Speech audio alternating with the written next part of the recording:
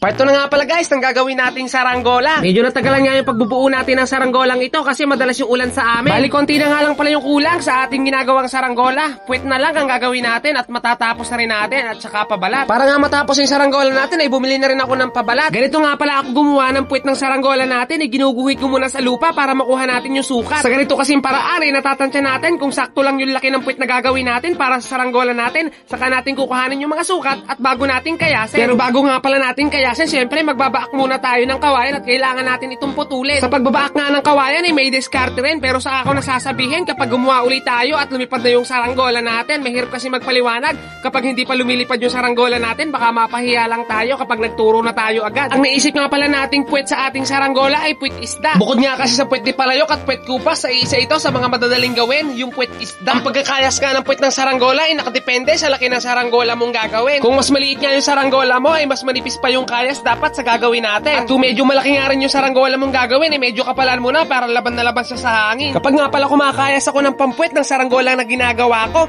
ay binibilog ko yung kayas natin para mas madali rin siyang tuwirin. Gaya nga ng ginawa natin sa patindig, binabago ko to. At madalas ko nga rin tong sinisili para hindi maging tabingi pag kinabit na natin. Gaya nga ng sabi ko kanina, dapat iginuguhit nyo sa lupa ang postura ng puwet bago natin ito gawin. Ang pagguhit nga sa lupa ay isang pamamaraan para mas madali mong makuha yung mga bawat sukat at hindi ka na mahirapan sa kakaisip kung paano ba natin ito bubuuin. Pero depende rin yun kung marunong na talaga kayo, hindi nyo na kailangang iguhit sa lupa kasi matatandaan nyo na talaga yung sukat kapag marami na kayong nagawa at kung expert na kayo sa pagbuo ng saranggola. At dumako na nga tayo sa pagtatali ng ating saranggola. Ang pagtatali nga pala nito ay nakadepende rin kung saan talaga kayo sanay at mas komportable sa pagtatali nito. Dahil nga matagal na akong gumagawa ng saranggola ay meron na akong sariling diskarte sa pagtatali nito. At ang isang pinakateknik sa paggagawa ng saranggola ay yung paulit-ulit na paggawa kasi bawat mali mo may matututunan ka at may tatama mo na yung bawat pagkakamali na nagawa mo. Itong ang pagpapaliwanag ko tungkol sa saranggola ay hindi ibig sabihin nagmamagaling na agad ako.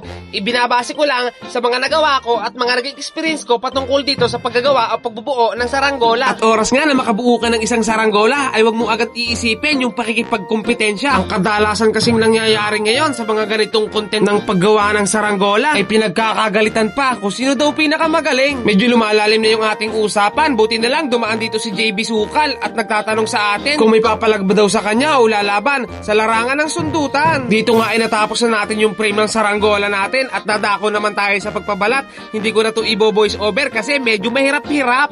Kaya panoorin nyo na lang.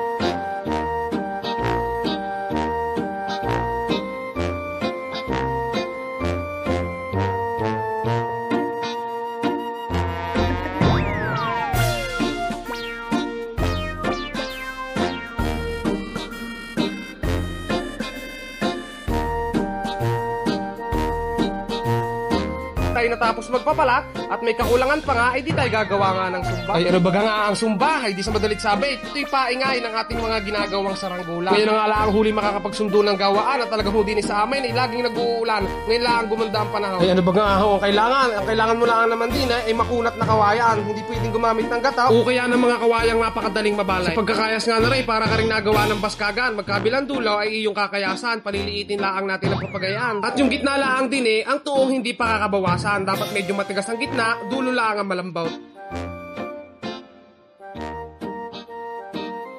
Bawat kayas nga natin, siyempre ating titimbangin kung pantay na bagay yung ating pagkakakaya. Saka natin babangkongin kung pantay bagay yung pagkakabind. Di gagamit nga tayo din ng film strip. Ang nilalaman nga pala ng tape na ay yung isa sa nagpalaki sa atin, ang ating idol na si Osang o si Rosana Roses.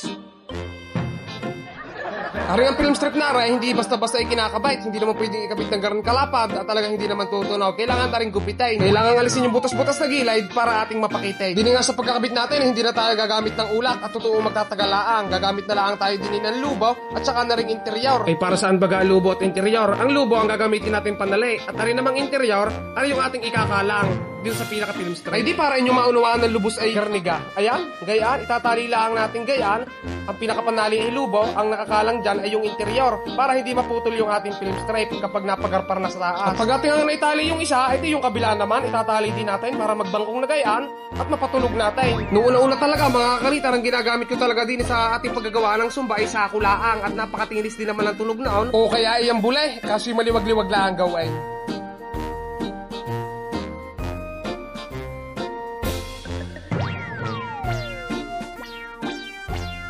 Ay di ayun na nga't nabuo na natin yung sumba, ay di kakabit na natin ngayon na ray, di ni sa ating saranggola. Abay nahaling na, totoong tinisting. Ang pagkakabit nga pala na rin mga kakalitar, bago mismong ikabit, ay di lalagyan muna rin ng hagtay para kung sakaling maputol na rin ating film strip, ay hindi papalo yung ating sumba sa pinakabaskaga ng ating saranggola. Yun kasi mga kakalitar ang madalas na sanhay kapag nag-iikot yung papagayaw, napuputol yung sumba at gumagaroto yung bawig ng sumba sa baskaga ng ating papagayaw. Ay di nag-iikaw, nawawala sa timpla yung papagayaw. Saka kung kayo naman magtatali ng sumba, di sa pinakapatindig, ay inyong titibay-tibayan. At pag ripakalog-kalog, ay di papakawag-kawag din ang inyong papagayaw. Ay teka lang at ako'y lilipat, ano bagang init na din ay ay sino ka naman nagsabi nga sa akin na doon ako pumunta ano? Talagang may kapanisan din. At kung gusto mo mapatibay ang iyong pagkakatali, gagamit ka lagi ng shoeblow. Babaran mo ng shoeblow at talagang titigas yan at napakatibay. Nilagyan ko na nga rin din yung mga kakalitar ng hagteng para hindi magpakawag-tawag o magpakalog-kalog. Ay napakaganda nga ng hangin at ari ating mamay matitesting na. At ari pa ang pinaka-importante, kailangan na rin ng papagayaw. Kapag ari wala na rin, ay hindi lilipad ang inyong mga papagayaw. Ang parisukat. Aring parisukat na rin, din itinatali mga kakalitar yung tansay para ating mahawakan at ating mapalipad. Gumamit na nga rin ako din ng katol para mabutas natin ang ating pabalat. Sa mga nagtatanong nga pala rin sa comment section, at napansin kong marami nagtatanong na kung ano ba ang ating pabalat na gamit, arhi plastic lamang, arhi pinabibili sa mga palipalingke. Sa tindahan ng mga disposable na plato at ng baso, doon marami. At arin na nga at atin ay kapit na yung parisukat. Bago natin naritalang, ay siyempre atin munang titimplahin ng kaunti para siguradong lilipad at hindi na tayo mahirapan o magpapababa pa yung saranggola natin kapag naitaas na natin. Sa gayon yung pagkasalya ay nalalaman natin kung upo baga o sulo yung ating papagayaw. So ayan na nga mga kalitar na, so test play na natin ito. Tingnan natin kung anong mangyayari mga kalitar sa saranggola natin. Medyo maganda yung hangin niya at subukan natin. Bini nga aking tinatali na yung parisukat ay yung papagayo pala sa parisukat para mapalipad na natin. Bali nga din yung mga kalitari ang aking anak ang magtatalang at ako naman ang babatak. Babatak? Kasamang pakinggan, hihila pala mga kalitar. Kapag nga ako'y nagpapalipar mga kalitar ng papagayaw, din sa amin, ang aking tangilaang kasama ay ang aking anak at ang aking cameraman. Bini nga ay medyo malaki yung ating papagayaw, kaya yung ating tagatalang ay medyo nahihirapan. At ano nga pala mga kalitar ang aking tagapagtalang na rin, aray yung aking anak na. Ay siya mga kalitar, aray at itatalang na.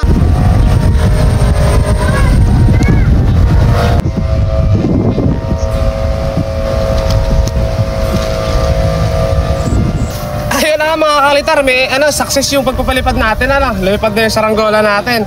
Pakita ulit. Papalo mga kalitar ng page natin Ayan.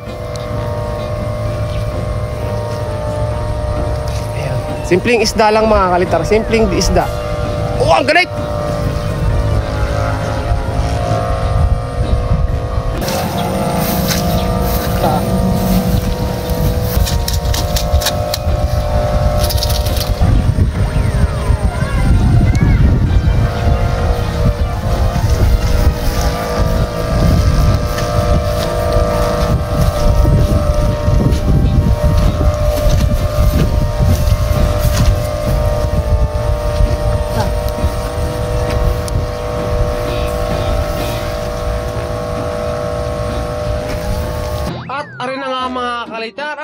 haba-haba ng ating prosesong ginawa sa paggagawa, pagbubuo, pagpapabalat, at kung ano-ano pa, ay talagang sa wakas ay lumipad din ng ating papagayo o saranggola. Ay sa totoo nga lang mga kalitar, arin nung natapos nating paliparin, ako'y nag-iisip na kaagad kung anong ating isusunod.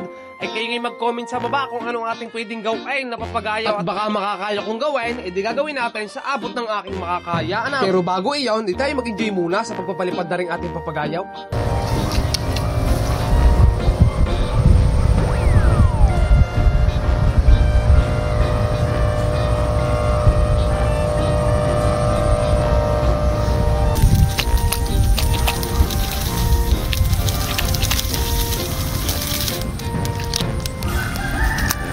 Pakita mo, ama.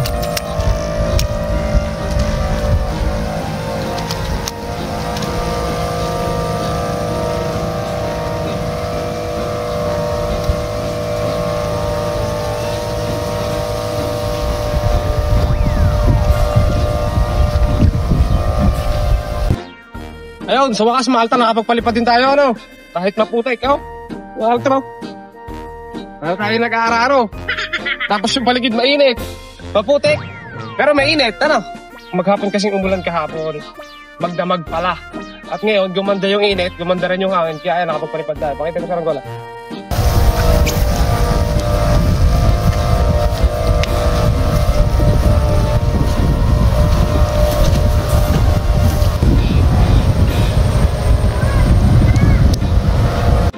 Oh, di ba?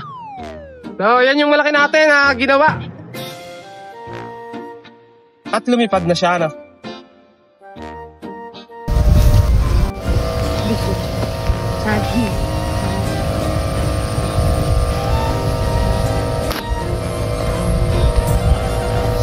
Sa araw ng pang YouTube, ah. Nag-edit na ako. Ano naman tayo? Kaya mo na lumipad. Tuling pa.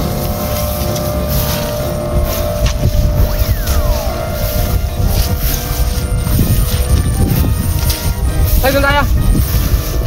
Ayun, sige maisan.